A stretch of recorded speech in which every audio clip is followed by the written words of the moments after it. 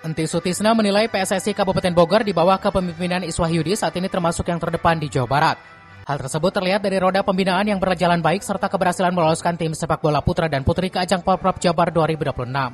Tak hanya dari sisi prestasi, PSSI Kabupaten Bogor juga dinilai disiplin dalam tata kelola organisasi. Salah satunya dengan menyelenggarakan kongres tahunan secara rutin sesuai dengan agenda wajib organisasi.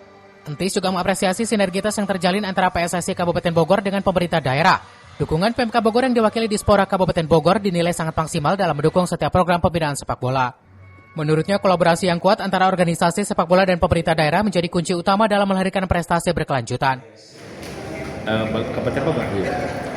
Sejauh ini, karena saya juga hampir mengikuti ya di setiap event yang dilaksanakan oleh Kabupaten Bogor. Kabupaten Bogor, menurut saya sih punya kesungguhan yang lebih lah ya, kesungguhan lebih, karena saya lihat juga didukung oleh pemerintah daerahnya, gitu kan.